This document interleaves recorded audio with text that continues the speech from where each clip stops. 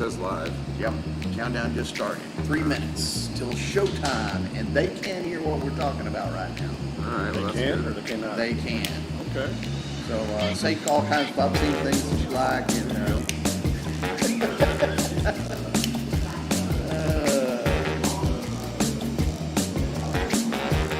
and when we pop on, I'll say, hey, start something spotlight. I'm Ron. I'm Chris. I'm Chris. And then you say, I'm Mark. And then We'll say, and this is.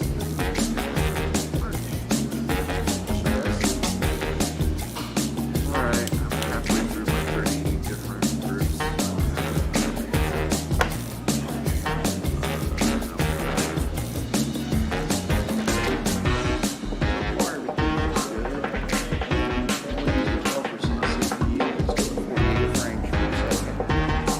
What is this?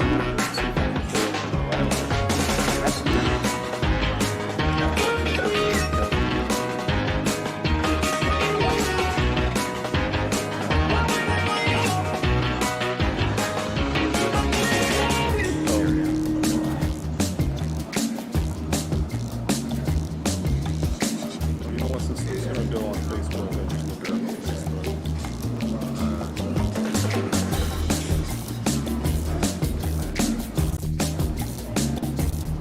There we are. Share it.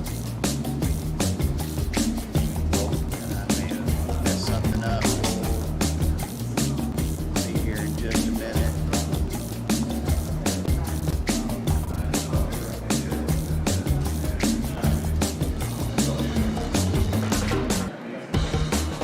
Now I should be fine.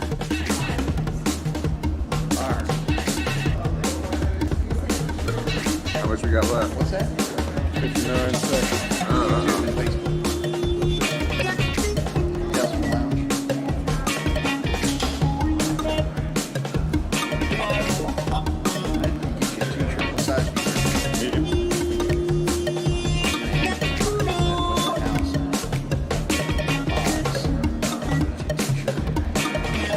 Medium. Good. I was going to say, everybody loves to appreciate it once in a while. Yeah.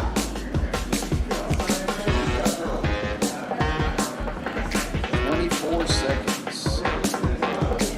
Finally, Get this done. I finally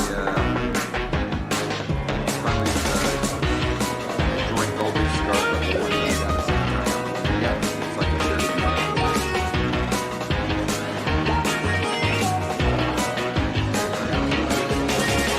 Oh, Rob is on before Larry. Look at that.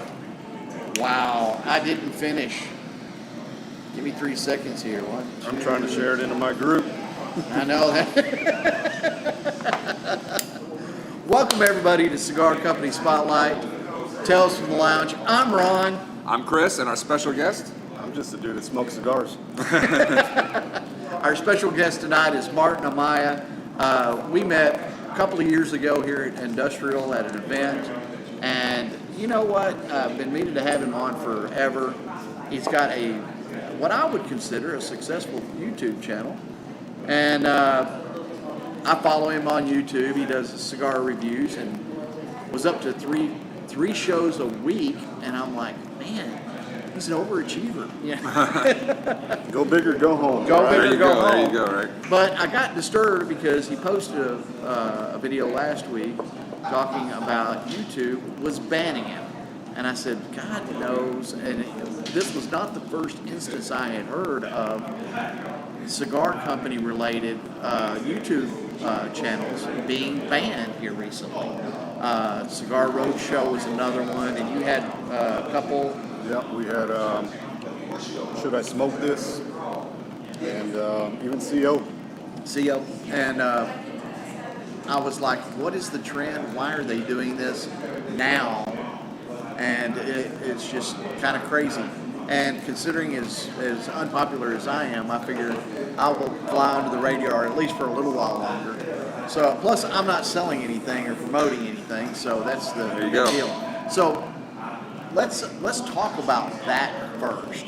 So you said you had been getting warnings for a while. Right. Probably So- at least for the past year, I've been getting warnings. just, hey, don't do that, slap on the wrist. Don't do that. Don't promote cigars, where you're getting them, whatever. And after the, I think it was probably about within the past 2 months, they just really started cracking down on all of these cigar YouTube channels. The big, I guess, the established Right. cigar channels, Right. right? Yeah, because Cigar Roadshow has been going on for quite a while. Yours has been going for 4 years.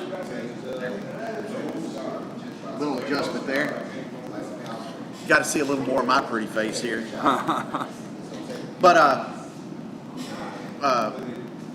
so you got your first strike. Do you remember which video it was they referenced right off the bat? I don't. You don't. No. And then how many days was it before you got the second strike? So once I got my first strike, they banned me for a week. I wasn't able to post, upload, go live, do anything.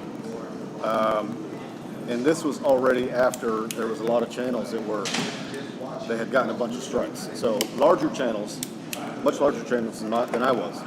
So they just kind of went down the list. And they get down to me, and 1 strike. I'm like, okay, can't post for a week. All right, so I'll get everything ready for next week, and we'll be good to go. Right. I post my videos on Mondays, Wednesdays, and Fridays. Right. I got off of my 1-week ban on Thursday night. I was getting my video ready for the following day, prepping the description, the cards, all of that info.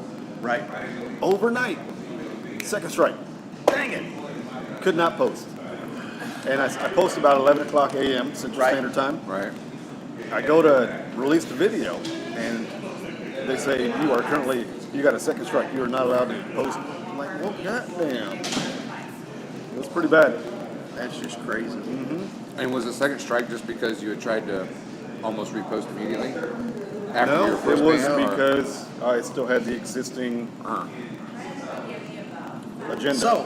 So let me ask you a stupid question, and you and I had kind of talked earlier about what you're going to do next and everything. And first off, you said you were going to enjoy the 90-day ban or lead time it takes for the strikes to drop off.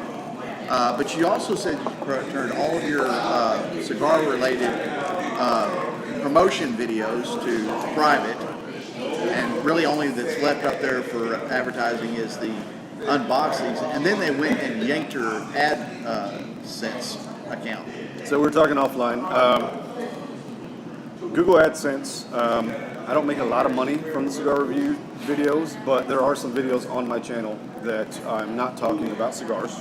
I'm talking about humidifiers or air purifiers. I've got an old video on there where I'm reviewing an ice making tray that I was making money off of. I'm like, okay, so I've got some videos that are generating money, and it's not a lot, but even still, maybe $50 every 2 months, something like that. Sure. But that's that's 4 or 5 cigars, man. so all those videos, other than the non-cigar related videos, were put on private. Now, for those of you who are looking on YouTube and Facebook, I put in the YouTube link for Martin's channel. So you need to pop over there, show your support, subscribe, hit the like button, do the monitor, the bell, whatever you got to do. Right. But let's show him some support. And he's actually his videos are very well made. I really like watching them. He's got a quality that we don't have yet. So, but you said you had been doing this about 4 years, and that's a long time and a lot of time and investment into a project. Is to have some arbitrary board just come in and say, "Hey, we know that cigars are legal, but we just don't care." Right. Just wrong on so many levels. Now, and part of why I brought all that up again was you went to private. Have you thought about maybe doing something on Patreon or one of the other promotion sites. I've signed up for a little different one. I don't remember which one I signed up on, but I heard Patreon had gotten a little ornery about handing out money to a few accounts, and there was another one that a couple of other channels that I watch was using, and it may be something that we just start having to do through one of those sites. And if we want to get support and just throw up like the unboxing stuff and other stuff on YouTube, and then put in a link to the Patreon site or something, not necessarily your own website. Right. Does that make any sense? Right. So, I mean, I do have a lot of patrons that have supported me over the years, many of them. And I thought about doing something like that, but everything on my Patreon is linked to my YouTube channel. So if I were to release a video that's not visible to the public, I share it from YouTube to my Patreon page. But that's a private page. They can't see what's on it. YouTube can. YouTube still can because it's on their platform. So if I were to do something for my patrons only, it would have to be completely outside of YouTube. Right, but I mean, you would post it on Patreon, Right. and then and not promote it on YouTube. Just promote your page, and and they would only be able to see, and only the Patreon subscribers would be able to see. Right. Just promote that I'm Now, making videos on Patreon. let me offer you this as well. And I don't know whether you're interested or not, but I do a little bit of web hosting. Okay, just for my personal stuff. Okay. Mainly just so that I don't have to ever change my email address again. I have Tales from the Lounge registered. I've got Hancock Computers, a couple of other domains. But if you need space to store and want to host from, let me know, and I will help you out any way I can. And if you want to post them there and then put links to my storage through Patreon, let me know. We'll make that happen. Okay, that's an idea. I mean, Definitely. Yeah. we gotta stick together, man. We do. We definitely do. Yeah, and I know that I know we're talking cigars, but I know that Adrian, one of our good friends, had issues because he does a cigars and guns page. He's getting a double whammy. Yeah, It's that double whole, whammy, it's right? that whole alcohol, tobacco, Yeah. firearms, whatever. Crazy. But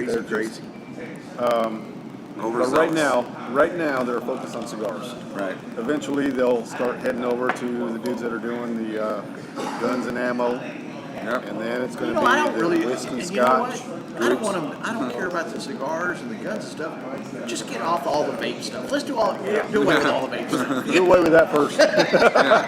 They should have hit that first for sure. Exactly. Well, talking about going back to cigars, I just saw that yesterday a federal judge came down with a favorable ruling for the cigar industry, particularly premium cigars, against the FDA. 3 different groups had a court case with the FDA with some of their labeling and stuff like that. And the judge's initial opinion or response was very favorable to the cigar industry, with his final decision coming at the end of July, giving both parties a chance to offer more evidence or rebuttal or whatever before he issues his final ruling. Well, Good news for our the major cigar thought industry. is these are healthy. I mean, they're nothing but leaves. It's like salad, man. Yeah. I mean, We're vegans. that's it. I wouldn't go that far, but It's organic.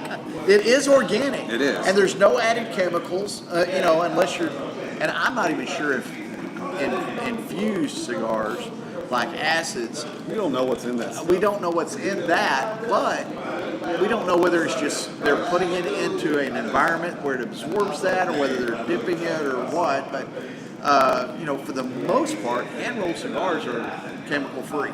Well, and that's what part of the FDA's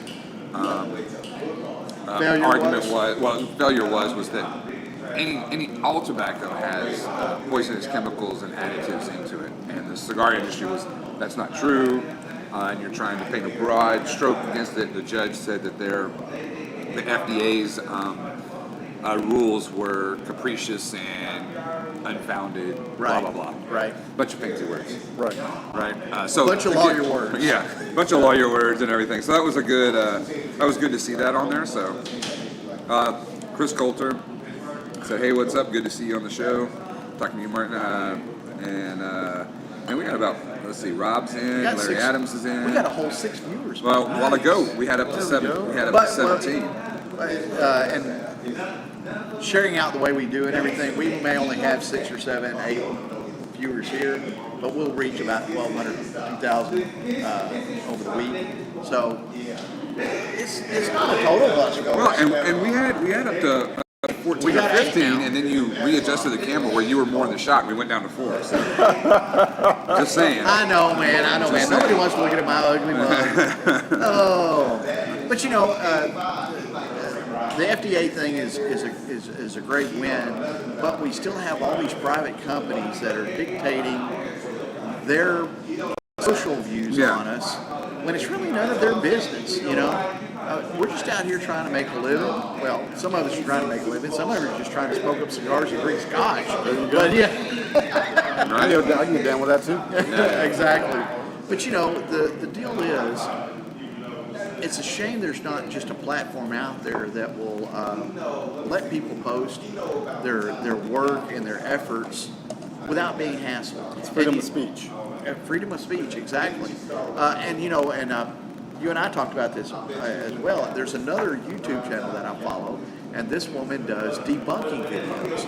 And she did a video, and all these life hacks and you know cooking Right. hacks and stuff. She tests and debunks them, and you know about 90% of them are false. None of that stuff happens. You cannot put Skittles into a skillet and melt them and then put them in popcorn and make anything edible.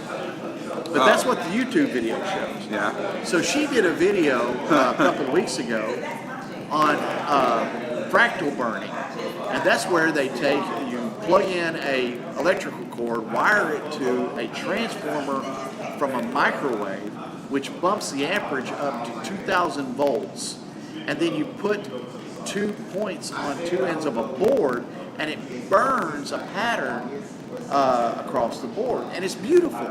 But the problem is, there have been 34 deaths in the United States in the last few years. Because people don't know how to wire it, right? Or they don't know how to handle it properly. They bump the connection or whatever Sure. with their bare skin and get electrocuted.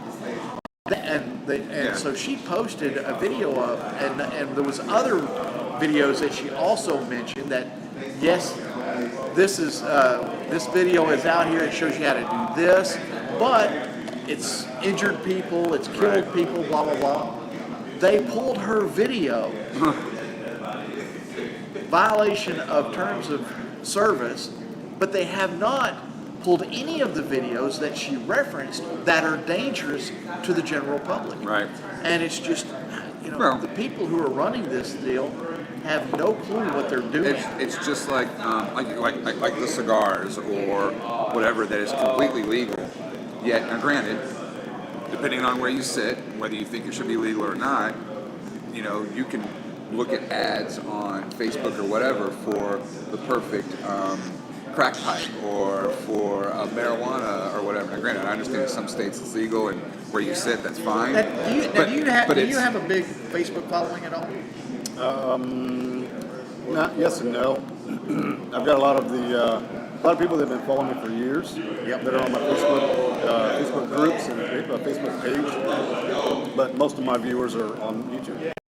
I have been getting a rash of people wanting to friend me, and when I go check their profile, they're nothing but CBD dealers.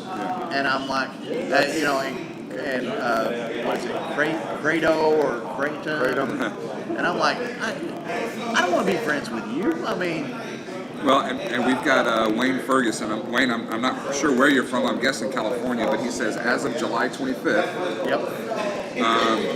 all flavored tobacco is banned in select California counties. Infused cigars, aromatic pipe tobacco, chew, snuff. Snuff. California hates small businesses. That's insane. So It's insane. Well, you know, and I'll bring it up again. My brother had an idea, and I want to preface this. My brother has this idea, but he'll never follow through with it. But he said what we should do is organize as a big group and go to the not the Marianas, the fault line on California and symbolically push it off into the ocean. And you know, we need several million people can't you to just go put there. a couple of tuning forks at either end of the state and hit the right frequency and just let it, crack that line and let it fall in? Listen, if I was Lex Luthor, I would try to figure that out Right. for damn sure.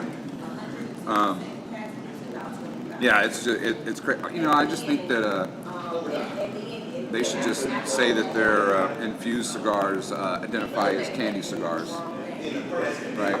Oh, well, I'm old enough to remember actual candy cigarettes when I was a kid. Candy bubblegum. Yeah. Yes. Or the Yeah. bubblegum Yep. cigars. Yeah, some bubblegum cigars. Those should be outlawed now. Because they're flavored. If you put enough gum or candy with every cigar you sell, is it really a tobacco sale or is it a candy sale you get a free cigar with? I wonder. Or I wonder if there's a You'll get a loophole. free cigar. Yeah, buy this That's it. gum and you get a free cigar. kind of like But this old gum is- baseball cards. Yeah. But this gum is Because $10. because most of the time I was buying baseball cards just for the gum. Yeah. Yeah. Oh, but yeah, you're right. Then we're marketing to children. Exactly. Yeah. That's right. Oh, we'll call it Hey, listen, adult gum. We'll call listen. it adult gum. Gomez Adams had his first cigar at 5 years old. Wow. I'm all for it, man. Yeah. I keep trying when Brandon brings Alicia and his kids up here. I always try and ask them for a cigar. That's right. So That's far, right. no go. No go. So far. So far. All right, so we have done the business part, and like I said, folks, check the description of the video and click the like button. Like us, share us, do whatever you got to do. And also in there is Martin's YouTube video channel. Hit him up, watch his stuff. Like I said, he does a great job. I've always admired the work that he does, and hope someday that I'm half as good as he is as far as video production goes. Great content and really informative. I enjoy it. I haven't seen as many as Ron has, but once he turned it on, good stuff. Well, and the other deal is, be honest, there are a couple of really good video editors around here. Yeah. And if you wanted to get into video editing, I don't know what you're doing now. There might be a job around here for you. But everybody's just trying to make a little money, enjoy themselves, and do something that they're passionate about. And that's always been what I respect about a lot of the cigar vendors and cigar manufacturers and cigar company owners is their passion for the product and the quality and producing a good product that people enjoy. And speaking of, what are we smoking tonight? We're smoking the Zulu Zulu. Yes. It's a great stick. Went well with the Dalmore 12 years. What was left of the Dalmore 12 year? Yeah. And now I'm over into the Aberfeld. And this was not a bad little deal, and it wasn't an overly priced scotch. I kind of like, don't get me wrong, I love my Dalmore, Right. but, I can't afford to drink $60 bottle of scotch every other day, which Every is other about day. what I drink. So just like they have Or on- monkey shoulder. Right. Just like they have the 3 questions on Tuesday night, we don't have a set number of questions, but there are questions that we typically ask reps or Guest. guests that come We in. always Yeah. have. Okay. And so one, what was the first cigar you ever smoked? Remember? I don't remember my first cigar Yeah. because it was given to me as a gift. But tell us the story. Yeah. How old were you? What So- was going on? The first cigar I ever had, there's a story behind the story. So there was, Hey, we got nothing but time. we got a lot of time. Okay, so there's a story behind the story. I was, believe it or not, I was about 5 years old, and I grew up in Plano, Texas. Okay, All right. Plano, Texas, downtown Plano. We had a pharmacy called Harrington's Pharmacy. It's still there. No, the building is. The building is, But the yes. pharmacy is not. Pharmacy is So not. Harrington Pharmacy every weekend, just about every weekend, we would walk through downtown Plano because we were just outside of downtown, over to the Collin Creek Mall. Right. We would Okay. always stop by this Harrington Pharmacy. And when you walk in, you get a very nice smell. And at 5 years old, I didn't know what that smell was. Right. But this was back when you could smoke inside buildings. Okay. Right. Pipe tobacco, Yep. cigars, whatever. So all growing up, that smell, I always remember. It always triggered a really nice memory. Good memory, We yeah. would always go to the back of that pharmacy. They had an old school Coke bottle machine. On Oh, hot yeah. days, we'd go crack open a Coke bottle. Yep. And just enjoy it and head over to Collin Creek Mall to shop. So I told my now ex-wife, I told her about this smell, and she said, "Okay, well maybe it's cigars." And I was like, "You know what? Maybe it is." So she said, "Okay, well I'll tell you what. When we have our first child, I will get you your first cigar." Okay, deal. Cool. All right. Fast forward, 25 years old. Yeah. We were at one of my favorite restaurants, Abuelos, off of 75. I don't know if you've seen it or heard Yeah. it. Uh-huh. We go in, and we usually only went in on like special occasions, events, whatever was going on. So we went in, and I'm like, okay, what's going on? We're at my favorite restaurant. So she pulls out a little bag, a little gift bag. I'm like, still nothing going on in my head. Yeah. Open it up. Oh, it's a cigar. Wait a minute. Are you pregnant? And she starts crying at the table. Yeah. And That's That's cool. That is my an first awesome cigar. freaking story, Yeah, Martin. that's Oh, I great. love that. I love that. good. So I don't remember what the cigar was. I lit it up. I enjoyed it. Whatever. Yeah, right? Come to find out, her father was a cigar smoker in his past. Yeah. And he found out that she had given me my first cigar, and he said, "Well, come over. We'll go grab some cigars." And he got me a Romeo y Julieta, the Reserva Real, classic. And I remember that as my first cigar. Okay. Because I enjoyed it with my father-in-law. Nice. And and I'll tell you what, that is something special. If you have a loved one or relative that you can sit down and enjoy a cigar with, that is always and something a little extra special. That's part of the allure of this. It's not just the cigar; it's the experience you have while you're smoking the cigar, the conversations, the people, the relationships, the friendships that you have. Because I've done a lot of things because of this little brown stick, right? Right. Experience a lot of things, see a lot of things, do a lot of things that I would never get to do. Or think I would get to do, or have the opportunity. So, yeah, that's definitely it. All right, so that's good. So, What's your go-to cigar? yeah, what's your everyday, your go-to? That if you're just wanting to smoke something and you want something that you don't have to really think about and don't have to worry about, oh my God, this is a $30 stick. What do you go to? Oliva Milanio. Okay, Very good. That's Very my good. go-to. Don't know what else to smoke? I'll grab a Milanio. okay. But favorite cigar? That's like asking me which one of my children is my favorite child. It is. So if you had to pick, in your top three, you name a couple that. Or actually, top if you've got a special occasion or coming special up, occasion cigar. Yes. and What's you your want favorite something special occasion? what do you generally go to? The Alma Fuerte by Plasencia. Oh, okay. Oh. In the Salamone. In Yep. Salamone, Yep. okay. Plasencia is a Nice. phenomenal company. That is one of my They are absolute favorites. and they have such a long history of producing tobacco, and then finally decided to start making their own stuff, and it's phenomenal. Yeah. And the amazing. deal is they've got all the inventory That they to could ever pull want, from. yeah. If they want, aged tobacco, they go, what do we got laying in the back warehouse back there, man? Yep. They're They're vertically integrated companies. absolutely. Okay, so obviously your first cigar was also a very memorable moment as far as cigar experiences. Right. But so we're going to call that your first cigar experience. But other than that, is there another one or two cigar experiences, a special trip That or something jumps that you out. had that jumps out at you that, oh, It was a I'll good never cigar, forget and I this one. enjoyed the company I was with, or what we were doing, or whatever that kind of sticks out in your mind. Not necessarily, but I do remember specific moments when I had a cigar and I was like, "Whoa, this is something different. This Oh, yeah. is something else." Yeah. Well, what do you think of the Zulu so far? So far, it's mild. It's good. It's got a little bit of a smoky, almost like a smoky oakiness. Really good. But maybe lose my train of thought. Oh, you sorry. were I'm talking sorry. about moments that like, oh, this was a really Yeah. good cigar, or something special. So, Whenever you had those moments. With those special cigars, one of the first ones that I had ever tried was the T52. Okay. When they had apparently first came out, the T52 was one that really hit me, and I was like, wow, this is a good stick. And then another one was the Padron 1964.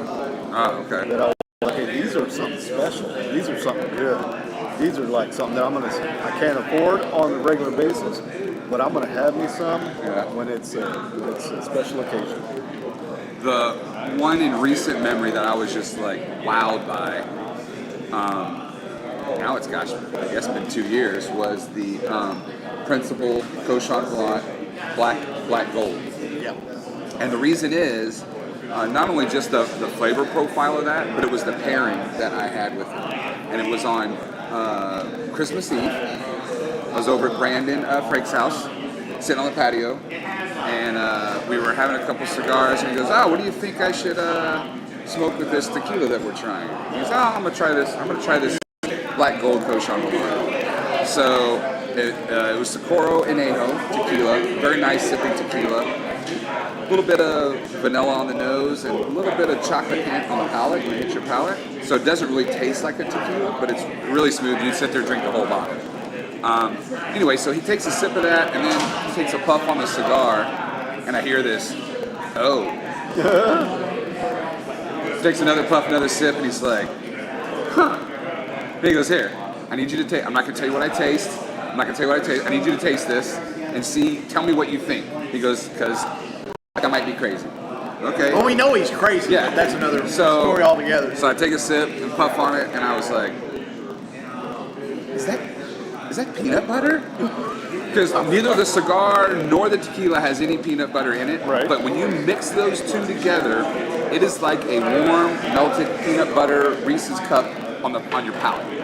It's exactly what it is. And it was like, that experience just talks to the uniqueness of when you do a perfect pairing of something, how two different flavors can come together and fuse a third different flavor.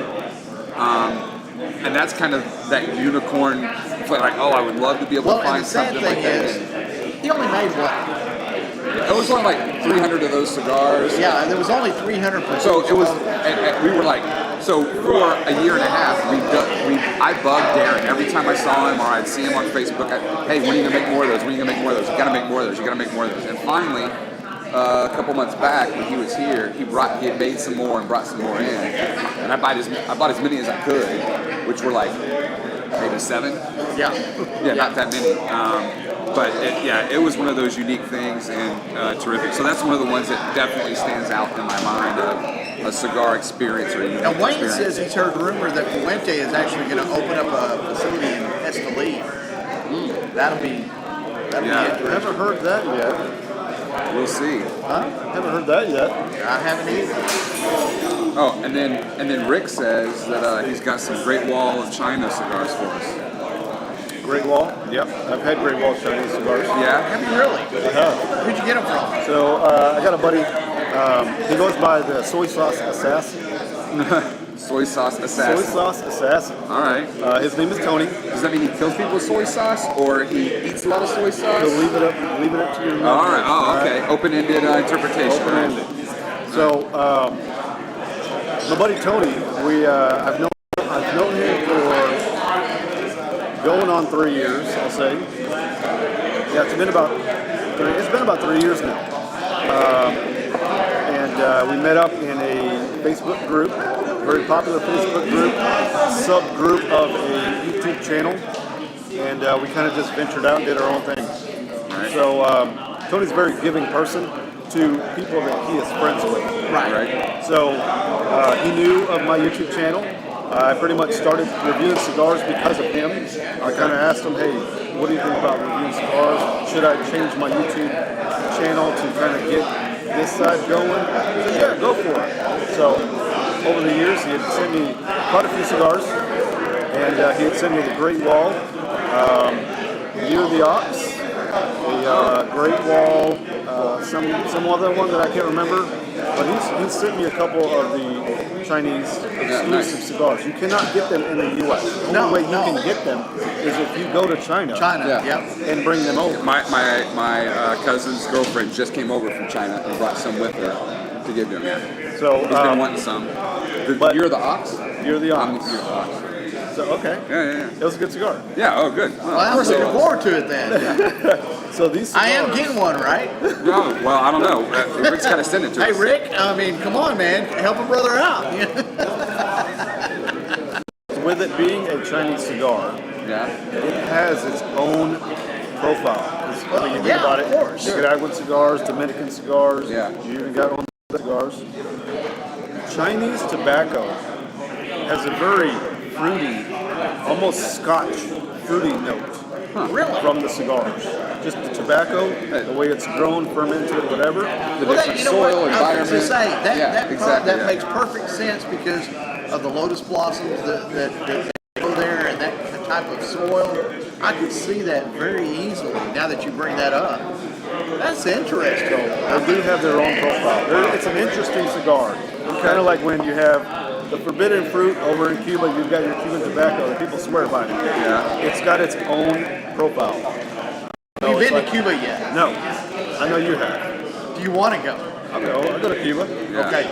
Well, not this fall, but next fall or the following spring, I am going to plan a trip, kind of like what we did, except I want to try and get as many people who want to go as possible. We're going to make it as cheap as possible.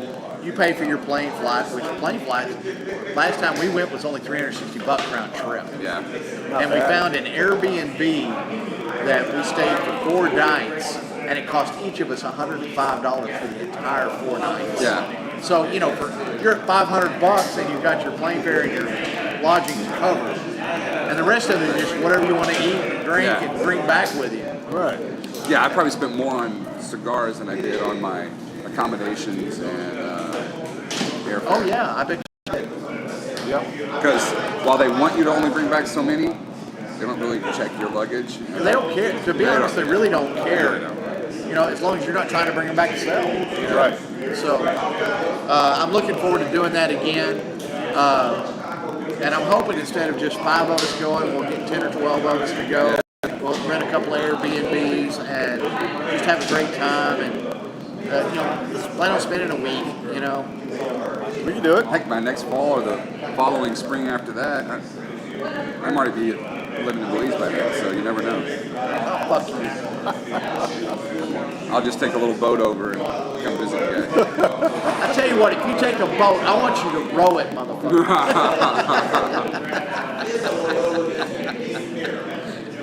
Oh.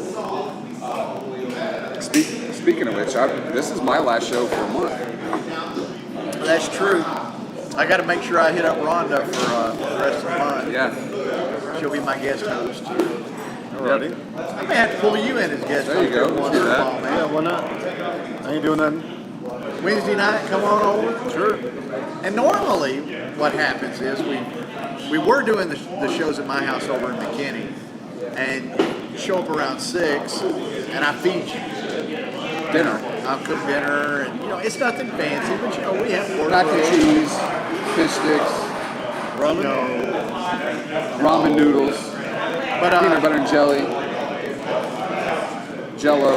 Name of the cheese. worst thing you'll have is Chicken Express. Yeah, that's the worst. So you know, but generally, Which I'll is not cook- bad at all. I'll cook- I have no problems with you know, I'll Chicken do Express. chicken breast, or I'll do pork roast, or you know. And in fact, when we did that one over there at your house with Edgar, we had ribeye steak. Yeah. So you You're know, talking about Edgar. Hoyle, yeah. Hoyle? Yeah. Really? Yeah. He's our buddy in town. Yeah, usually whenever he comes in town, he's in town for a couple of days and got to hit a couple of lounges. He'll hit me up. I've got a couple extra bedrooms. He's like, hey, can I stay at your place for a couple of days? Yeah. So next time he's in, I'll give you a yell, man. Sure. Yeah. Yeah. Hell come yeah. over, yeah. That'd be nice. But in fact, that was the deal. Edgar was over, and so I wound up grabbing some ribeyes. And I went over to Johnson. We did the show over there, and we just have a good time, you know. No. All It's right. always nice to have like a cigar manufacturer, a cigar brand owner Oh, who yeah. you can hang out with. We're all just normal guys. I mean, it's a small Yeah. community. You can hang out, call them up. I mean, hell, I have Luis Cuevas, his Yep. phone number. Yeah. Anytime I'm in Miami, he said, hey, just hit me up. We'll hang out. Yep. Yeah. I'll invite you to my house. Well, you It's know a- what? What we need to do is we need to do what we did, what me and Dustin did last time. And what we need to do is plan 4 or 5 days in Cuba. And then when we fly back, we'll make sure that we have a day or two layover in Miami, and then spend a couple of days in Miami, hitting Little Havana Yeah. in Miami, and just having a good time. In fact, the owner of Select Cigar Group, who does the Atabey and the Byron and the Bandolero, lives in Spain. Cuban refugee, spent 2 years in a Cuban prison for talking bad about the government. He's been in here a bunch of times. So I'm in Miami with Dustin. We've got like a 6-hour layover, and we're going through one of the cigar lounges. And I walk past and I go, wait a minute. And I turn around and I said, Nelson? And he turns around and goes, hey Ron, how are you doing? I'm like, what the fuck are you doing in Miami? Oh, I got a meeting, you know, blah, blah, blah, you know. And, you know, but you're right. Meet these kind of people, and they are so easy to become friends with, and they're so personable. Pete Johnson was phenomenal here. Yeah. I mean, we've had Darren so Chaffee. Darren Chaffee. I mean, Yeah. they're Oliver, who does all the repping for United and everything. Yep, United. and they're just so phenomenal. It's Yeah. just, and they're great friends to have. Yeah. It's a large industry, but it's a close, tight knit community, Yes, it is. right? Yes, And it is. what I've always, and I've said this before, been amazed about is when we've done Cigar Company Spotlight, is seeing, especially some of the newer companies, even some of the not so newer, that have gone through like the Plasencias and the families that have been there forever, and to see how these companies have been around forever, 5th generation, 6th generation, how it's kind of all interwoven. They all kind of know each other, and they've all played off each other and gotten Well, information we've from heard each Pete other. Johnson's, So- Touch- Well, he's married into the family. well, my the deal. father. What? You didn't know that? With who? Tatuaje. Yeah. Pete Johnson. He's married. So those are the Great Wall cigars that Rick just sent pictures over. Thanks, Rick. What he's got. Please just send me one, Rick. But anyway, Pete Johnson went to, where was it, Nicaragua? He went to Nicaragua, didn't speak Spanish, Just his backpack and clothes on his back. and stumbled across the son of, I'm calling him brain dead, but he ran into the son of the owner of the cigar company that basically took him in, saw his passion for tobacco, and he lived with him for 2 years. And that was the birth of Tatuaje. Okay. And they will do that kind of thing. They're, Was it the Placencia family? No. I don't think he's ever had his cigars made of Placencia. No, I'm going. It was, It's but it been was so long another. since I heard the story. I don't remember who it was. I got it in But- my note cards. Yes. I don't have my note cards with me. I don't have it either. But it was one of the ones that like been around for like 5th, 6th generation. Yeah. He hooked up with the 5th generation cigar grower and son, and they hit it off and brought him home for dinner. And next thing you know, he's living there and working in the plants and learned from him for 2 years. It was just crazy. It's probably the my father family, the Garcias. Yes, probably. Because I mean, I don't know if you know, but he married into the family. He married the daughter of the Garcias. Yep. Yeah, Yeah, it's just a small world within a world. And also, Jonathan Drew did the same thing. Yep. Jonathan Drew, he was the outcast, he moved to Nicaragua, learned from the manufacturers there, and built his own brand. Yep. And we see where Drew Estates is now. Right. I mean, my God. Yep. Drew Estate is everywhere. Yes, it is. It is phenomenal. Cheers, my brother. Cheers. We left Chris out because he's off chatting with his girlfriend. Women will fuck you up, man. That is true. That is true. Oh. Yep.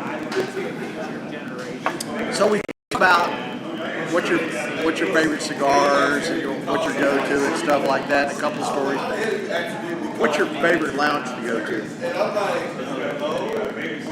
You know, the lounge I spent the most time at was Fuego in Murphy. I spent a lot of time there, and I even had a part-time gig there for about 6 months. And Larry and everybody there is they're awesome. I met his son over at the Rockwell store. We hit it off.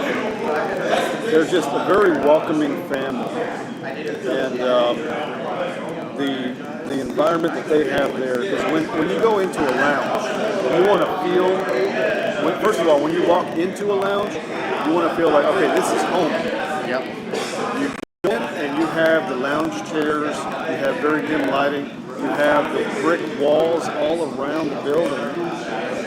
It's just, you feel like you are at home in someone's house. Yep.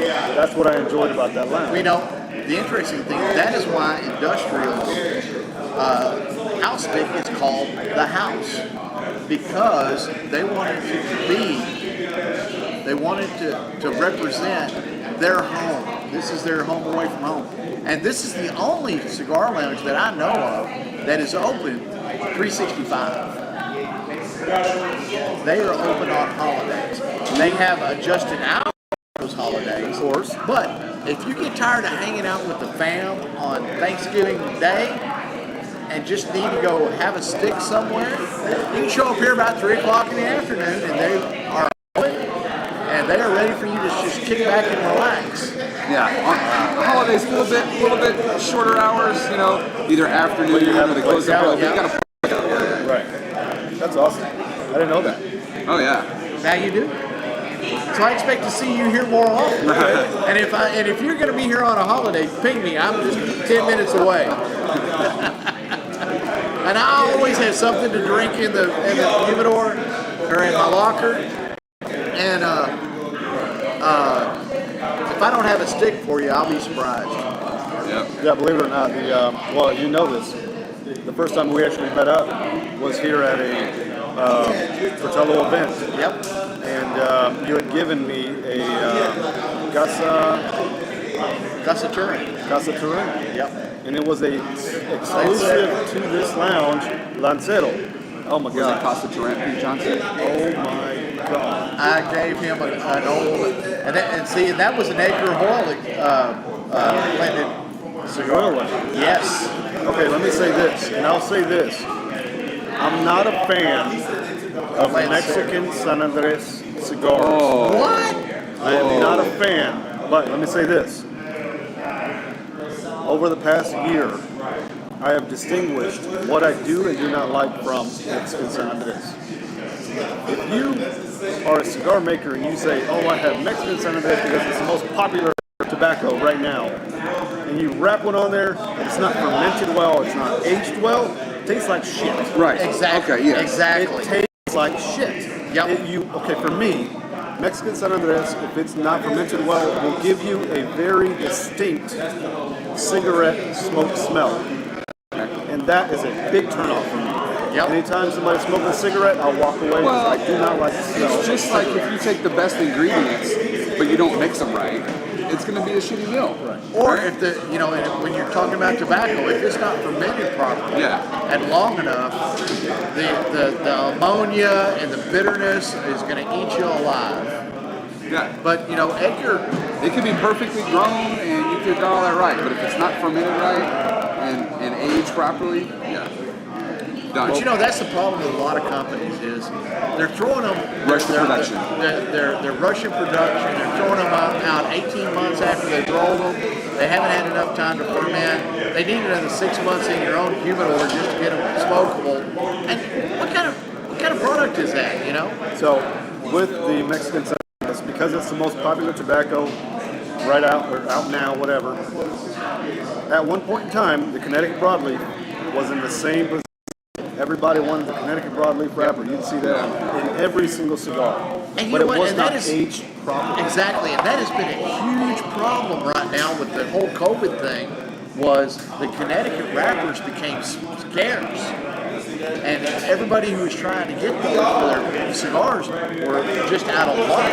Right. And now that things are getting back to normal, hopefully that'll change. But it's still the aging and the production that is key. I've had some Connecticut fish up with shit.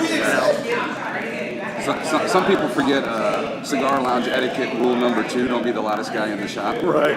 Oh, wait a minute! I thought that was me. I'm just referring to some of our overzealous compadres in the back. Anyway, But I want to say one thing. Oh, wait, let's. I want to No, kind of Let look me have back some fun. around. No. Hey, we're trying to do a show over here, guys.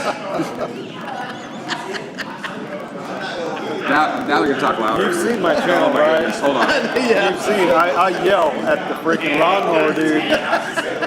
The freaking leaf blower blowing over on the corner. I'm trying to make a freaking video here. So, what I wanted to loop back around to was the Mexican San Andres. Yes, the Mexican yes. San Andres wrapper, for the longest time, I did not like. Because of that smoke smell that I got from the tobacco. The cigar you gave me was aged 10 years. The tobacco was aged 10 years. That changed my mind about Mexican San Andres. If it's aged properly, it is a fucking good-ass tobacco. It's a phenomenal tobacco. And Phenomenal. It makes a beautiful wrapper, and that darkness, especially if you're doing the Maduro, that darkness and that flavor is just phenomenal. And Chris and I have kind of gotten spoiled here, but we love the Mexican San Andreas wrappers. We love Esteli tobacco. And there are just so many things that we've learned here that is so phenomenally educational about tobacco in general that it's so much fun. Is your woman still calling you, man? Well, like I said, we're trying to leave for Michigan here in the next day and a half, and so there's things we're trying to get finalized up and completed, make sure certain things are packed and done. So yeah, that's what that was You're about. killing me, Smalls. You're killing me. I know. So, You just missed a key statement from this man, and I'm not going to make you repeat it. a key statement, You're gonna have to go back and rewatch that. We're going to have to go back and rewatch our own video. our own video. I do that sometimes just to see how everything went out. Oh, so Rudy asked, has anyone tried the West Tampa cigar yet? I have I not. have not. That's the new Ricky Rodriguez cigar, Oh, who really? left CAO to create his own brand. Okay. Hear about that? I have I not. had not. Nuh-uh. So he was with CAO for quite a long time, and I was never really a fan of a lot of his blends. The one that really stands out to me was the Flathead 660. Great cigar, but other than that, not a whole lot stand out. So I'm interested to see.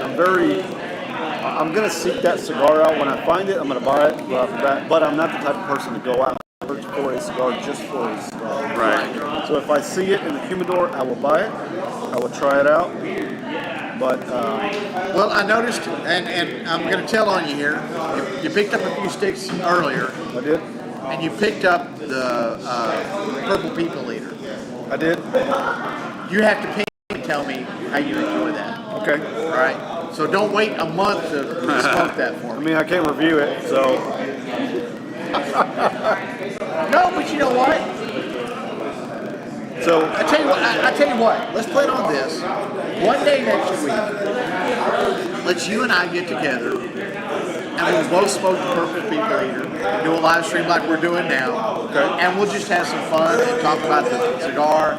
And it's an LCA exclusive, right. and you know LCA, they're some of them are kind of hit and miss, and we kind of joke that those things are getting kind of funny about their naming conventions. Right. When you start naming your cigars after foods, I worry about your tobacco. So I don't know if you can be able to see it. You might not. It's got okay. If you guys have And it ever looks like the Grimace. have you ever seen that old? It's basically the old McDonald's That's the Grimace. Yeah. hamburger eater or whatever Yeah, it was. That was the Grimace, yeah, Grimace. the purple guy. Yeah, The yeah. purple guy. So that's what this cigar is all about. And Pravada Cigar Club has had a lot of hate on their brand because they promote the way that they promote the cigars. Right. They've gotten a lot of heat from Fuente and the FDA, or not the FDA, the PCA, Oh, Yeah. and it's because they market the way that they do. Yeah. It's attractive to the adult because it brings back memories. Right. nostalgia. Nostalgia. But Yeah. you have a happy face on here that will a young adult could look at and say, "Hey, That looks that looks cool. Yeah. I want to try it." right. But it's not necessarily marketing to the underage, Well, and under there 21. And I had one that was like the Twin Peaks from Back to the Future theme. I've had that one. Yeah. So that one I was like, I don't really care what the cigar tastes like. The Twin Peaks, that's kind of cool. I'm gonna buy that one. Now, Yeah, one, probably did that nostalgia, right? I'll tell you what, and one that is not carried here, but they were part of the LCA, was the Cigar Clowns.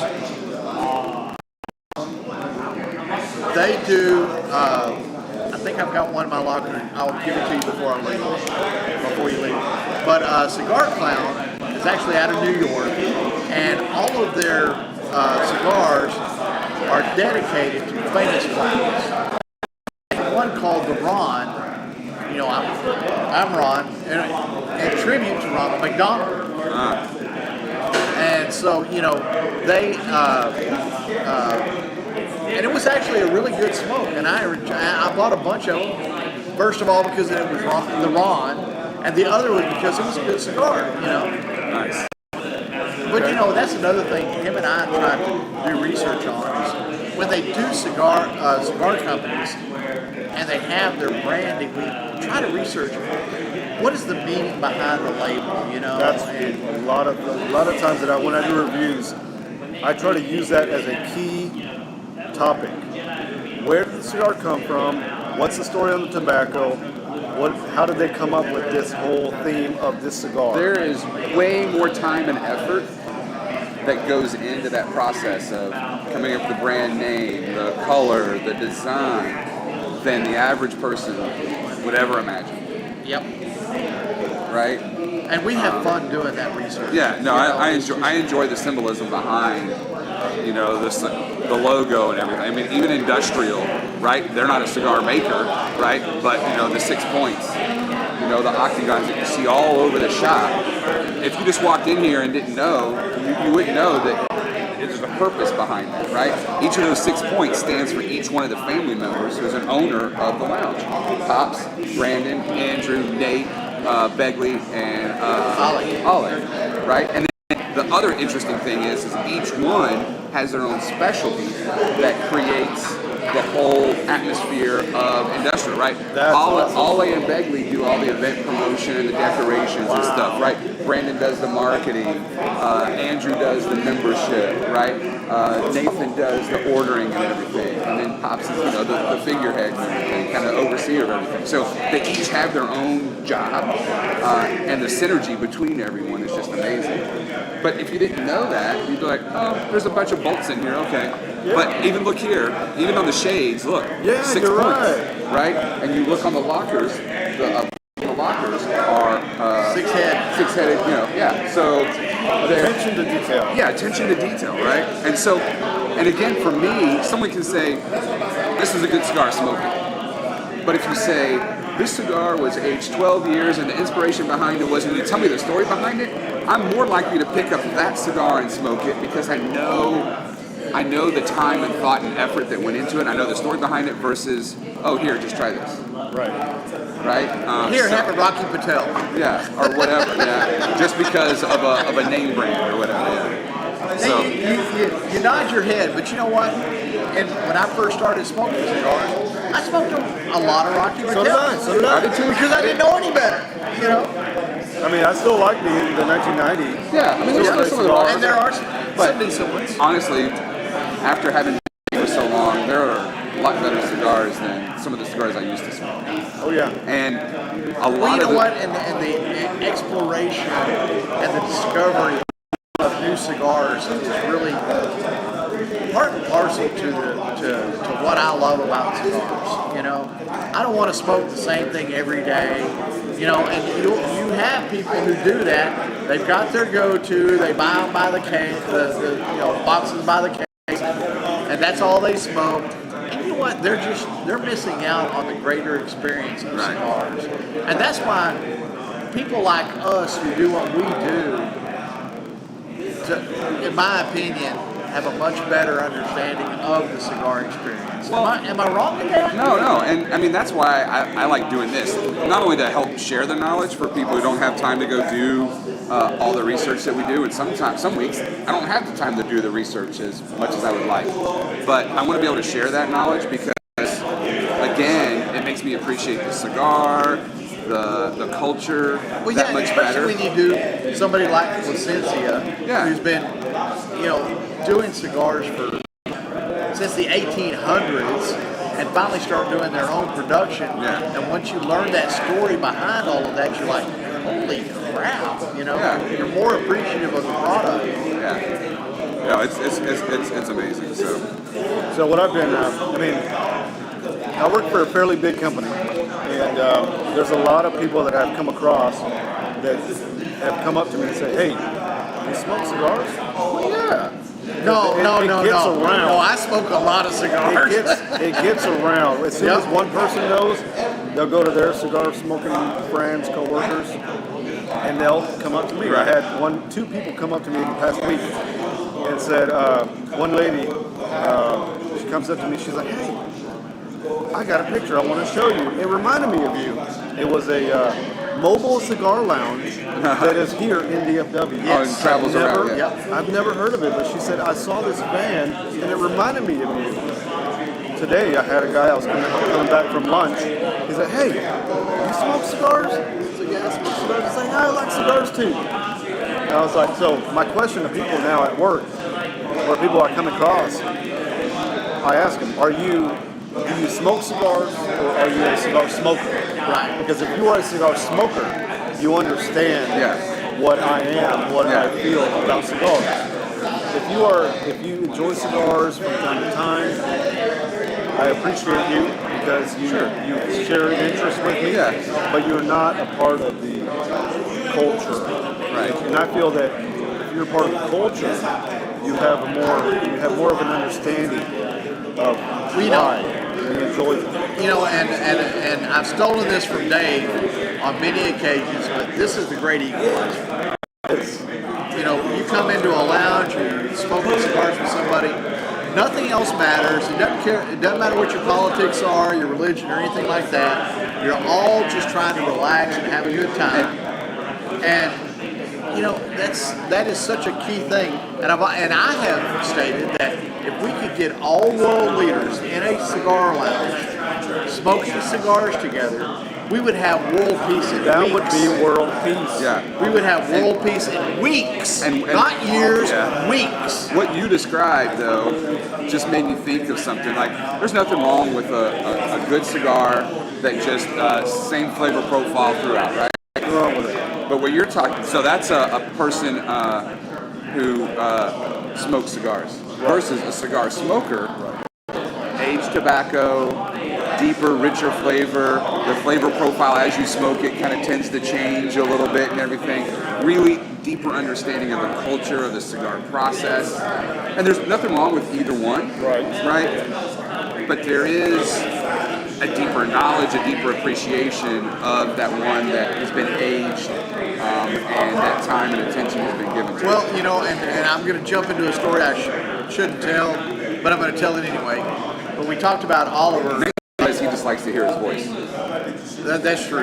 So do I. Hey, listen, I mean, yeah. I have my own YouTube channel. Listen, nobody's ego should be bigger than mine. Mine's justifiable.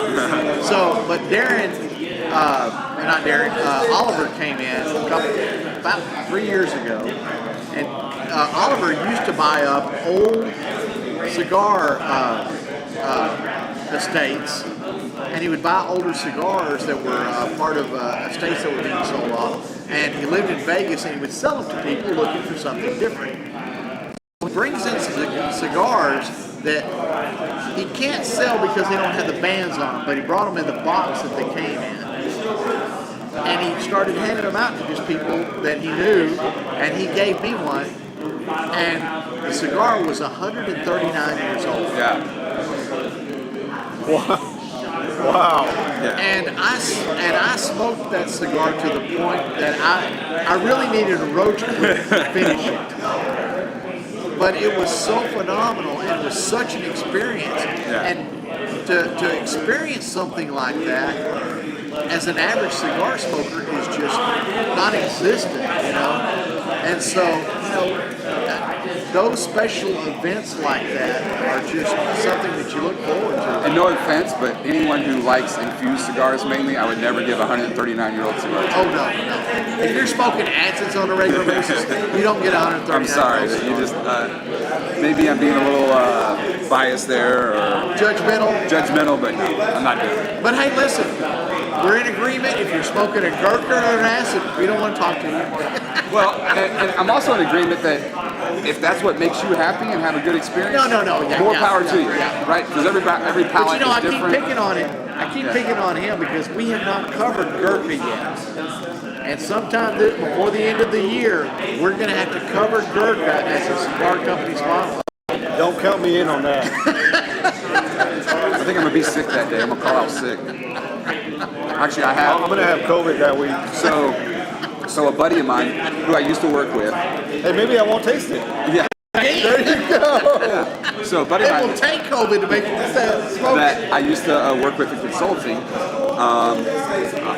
knew I liked the cigars, and he recently is up in the Seattle area, and he called me back about a month or so ago and said, hey, I found this cigar lounge, I found some really good cigars, send me your address, I'm going to send a couple to you. I didn't even ask. I said, okay, sounds great. I'm like, all right, cool. We just hope he's not watching right now. No, he's not watching. I get them in, and it's 7 Gurkhas. 2, 2, 2, and then 1. And they're 12-year-old, whatever they want to say, 15-year-old, and I'm like, I should have asked the question. And then, like, he's pinging me almost every day. Did you get him yet? Did you get him yet? Oh, I got him. I got him yesterday. Thanks. Have you tried it yet? No, not yet. I want to save it for a special occasion. Tried it yet? No, not yet. He's going to save it when he's trying to commit suicide. I'm like, so what I did with 2 of them, what I did with 3 of them, I took the bands off, and during the Would you like a cigar? during the Tuesday podcast with Pops, Brandon, and Adrian, I said, I'm going to blind you guys a cigar, and you tell me which cigar in the humidor this is. I was trying to play a trick on them and see if they would try to, this is a Principal or whatever. So they started smoking. Now, I had to because I was worried that I didn't want to ruin their reputation or anything. So I cleared it with Brandon first. So Brandon was in on it. Brandon took a couple of puffs and then, like, indiscreetly kind of set his down and let Adrian and Pops keep smoking on it. And to his credit, Pops was like, yeah, are you sure we carry this and everything? And he's like, not my favorite, but not the worst and everything. And then I told He him was what trying it was. not to hurt your feelings. Yeah, he was trying, and then he goes, well, it doesn't taste like it tastes like, when I told him what it was, he goes, it doesn't taste like the cat piss I thought it was going to taste like. And when Adrian found out, he immediately just threw it in the ashtray and flipped me off. He's like, oh, fuck you.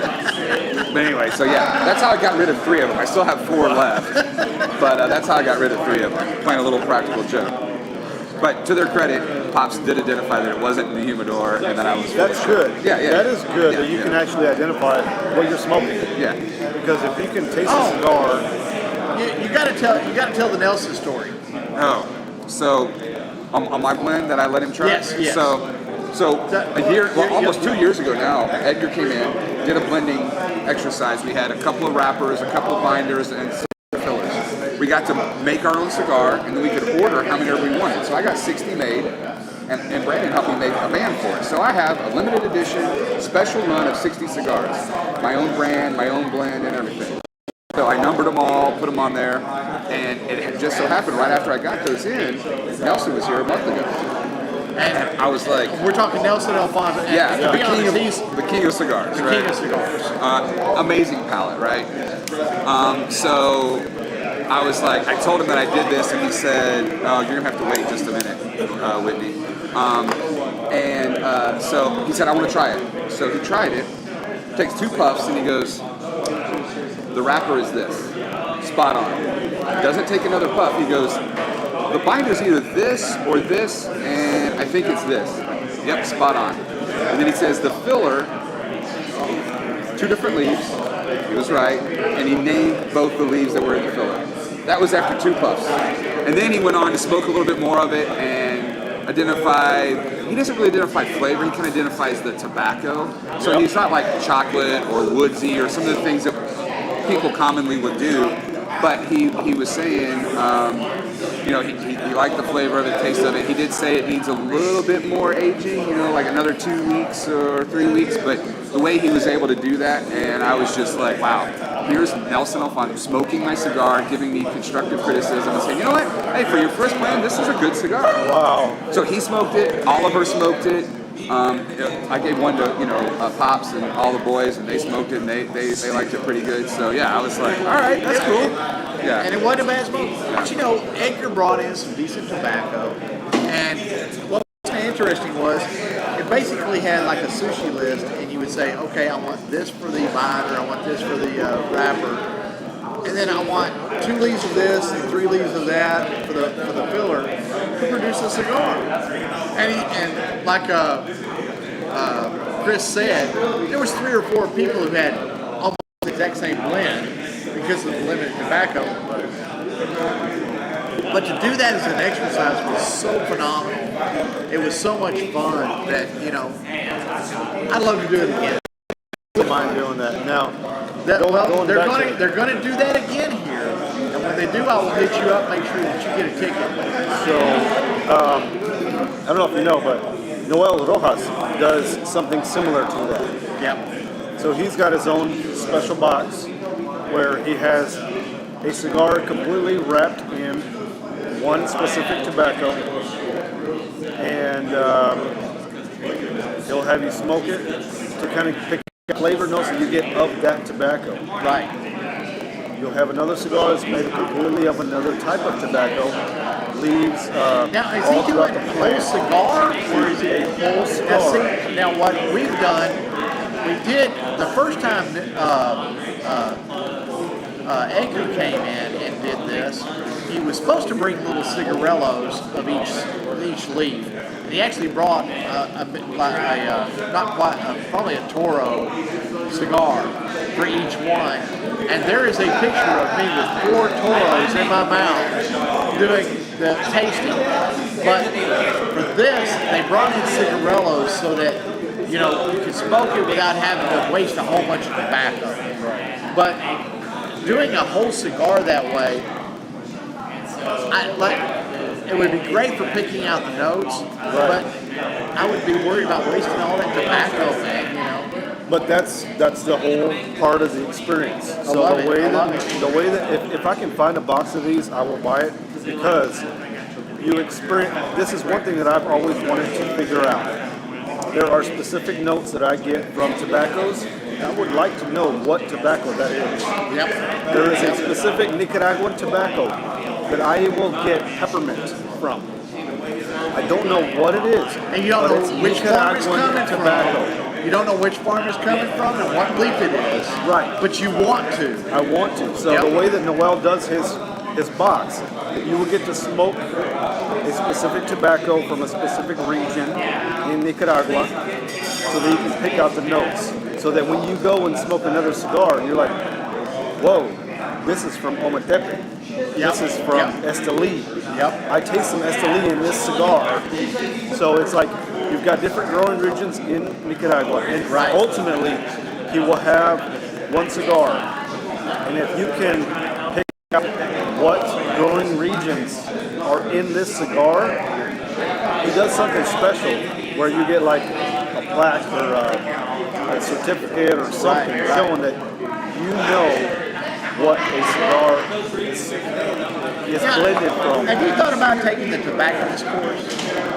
Oh yeah. I thought about it. I tell you what, I've been thinking about it as well. We should probably all three of us do it as a group That'd be fun. and have some fun with it. Yeah, you can do that. Yeah, they've got different levels. You could take the regular one. I wanted to take. I want to take the regular one first, which makes you a. So Dustin took the regular one, and he said he knows more about cigars than the regular one has to offer. So, and Well, you I know don't, what? and no offense to Dustin at all, Dustin, but I feel like you and I know more than Dustin does. Well, you know what's funny is when we went to Cuba, we knew more about cigars In general, in general. they only knew the Cuban company line, right? Cuban cigar company line. and we knew more about tobacco than all of the little tours that we did Yeah. for the entire trip. So that's why And we went and we did a bar hop deal, and we showed up at a bar, and the guy gave us a Cuban, but it was fake. And Yeah. what was funny was we all looked at the label, realized it was fake, and just kind of looked at each other and smiled, Yeah. and went, okay. Yeah, so I think out of four of the tours, 3 were fakes and 1 was real. I can pick out a fake, Oh well. Oh, yeah. And fake, probably Cuban tobacco, right? but The label was, yeah, the label was it wasn't what it said it was. And, yeah. So I want to talk a little bit about Cuban tobacco. yes. So I have heard a rumor. I have no 100%. We might be able Might be able to to confirm substantiate. this, yeah. We might be able to substantiate, but go I ahead. have no 100% concrete information about this, but Cuba is the #1 importer of Nicaraguan tobacco. That is true. Once tobacco why? once tobacco is in a country, is it 7 years? Or 5 or 7 years, you can now call it Cuban tobacco.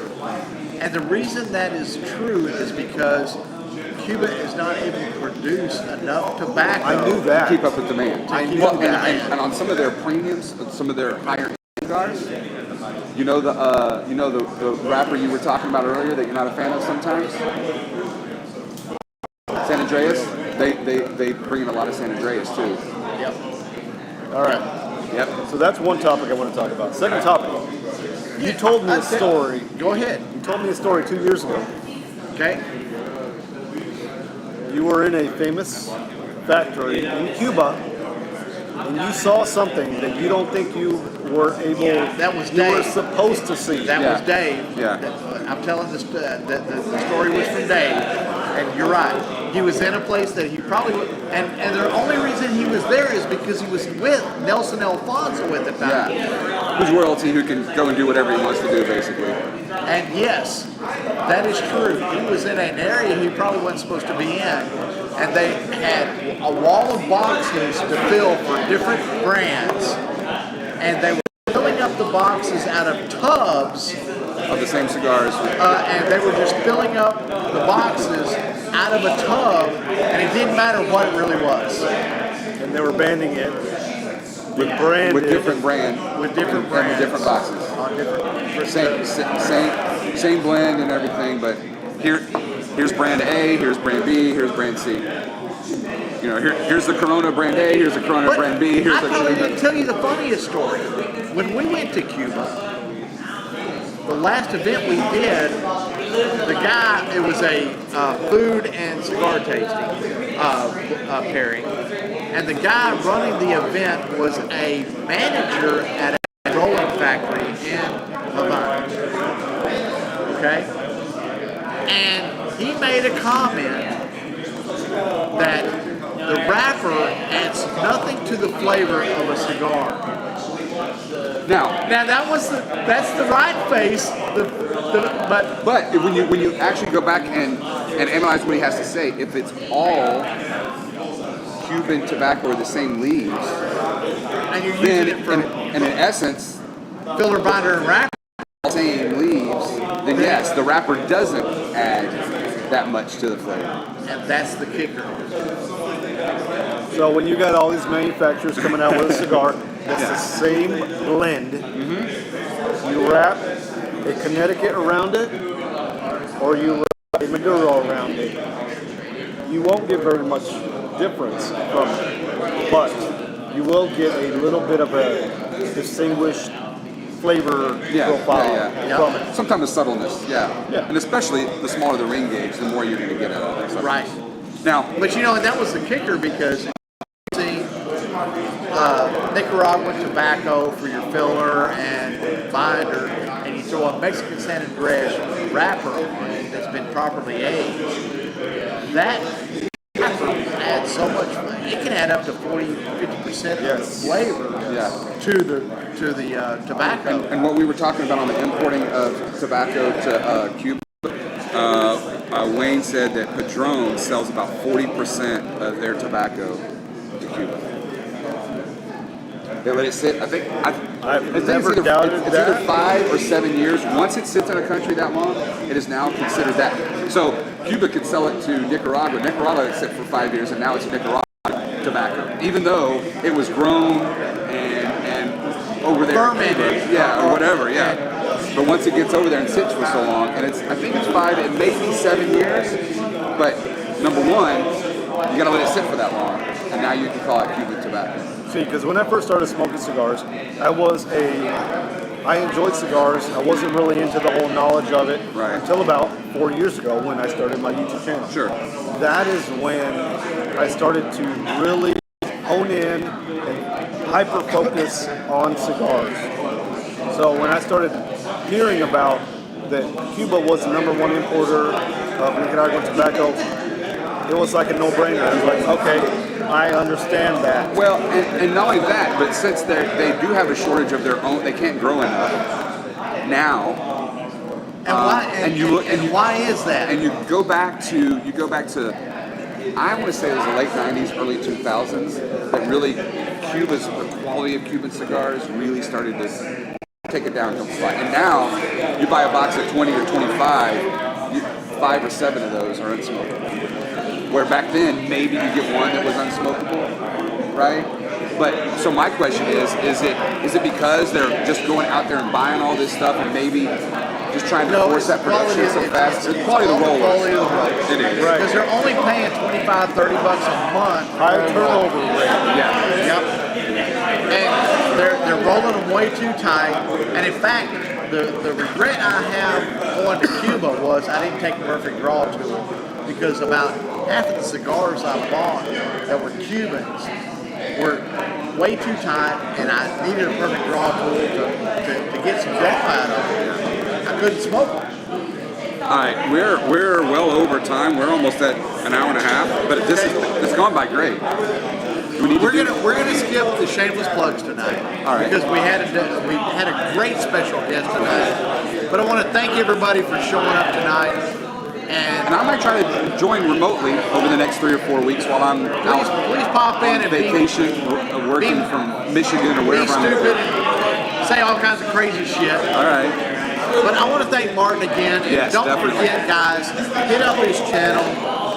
His link's in the description. Support him on YouTube. We're gonna make sure he's on Facebook, and if whatever we got to do to make sure that he stays up and running and profitable, we're gonna try to help out. appreciate that. Yeah. Thanks again, and you guys have a good and safe week. Good night, guys.